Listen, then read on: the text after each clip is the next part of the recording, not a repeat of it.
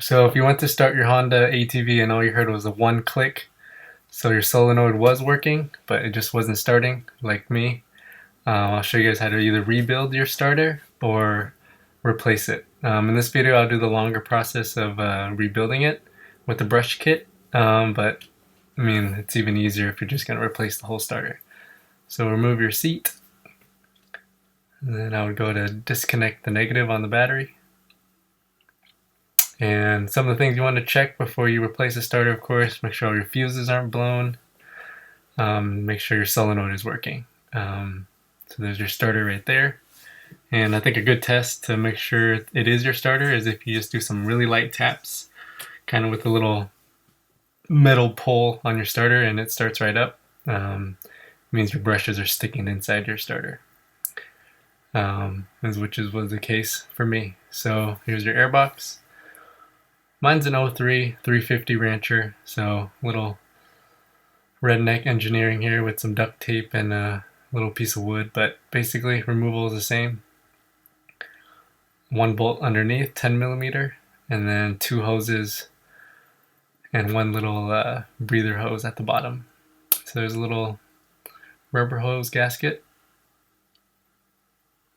And here's the starter, just held on by also 10mm bolts, two of them that hold it to the car, and then there's one that is the hot wire bolt right down there. It's kind of covered by a rubber boot. So here's another angle. Sorry for the camera shakiness. And once you get all those two bolts,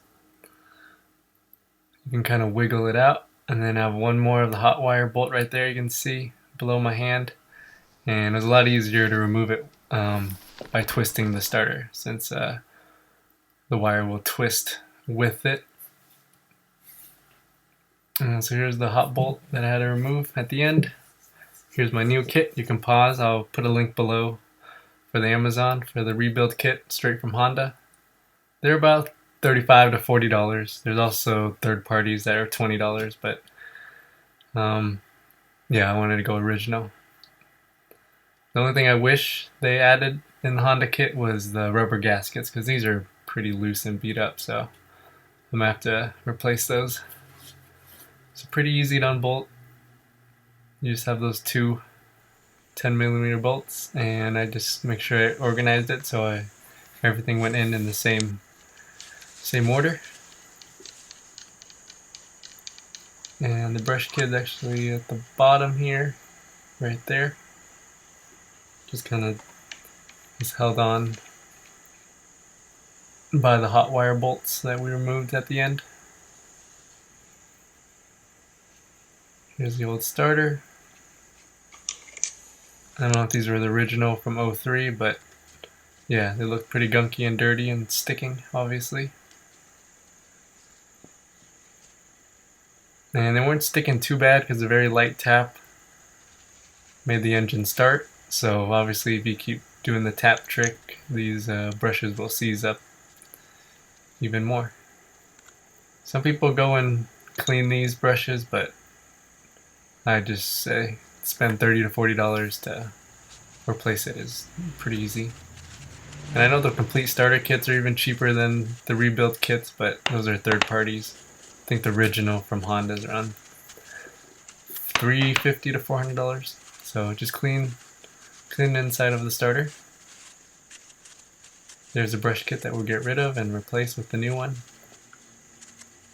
So lots of carbon buildup and dust.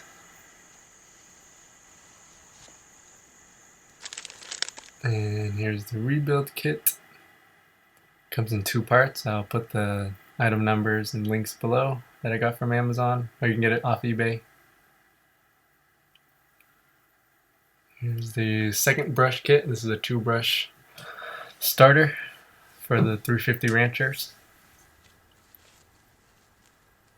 And here's the brush, nice and smooth, going in and out.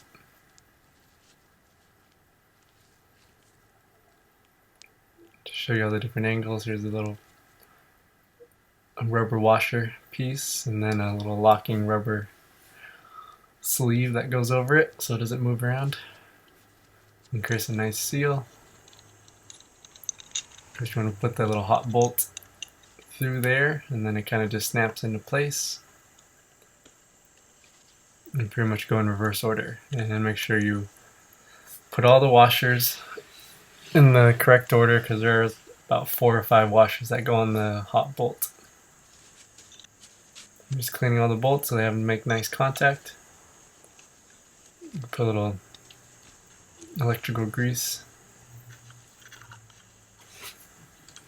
And there's little notches on the starter to make sure you line everything up. I'll show you that in a little bit. It just kind of pushes into place. It's magnetized, so sometimes it kind of fights you. And don't forget the little rubber ring.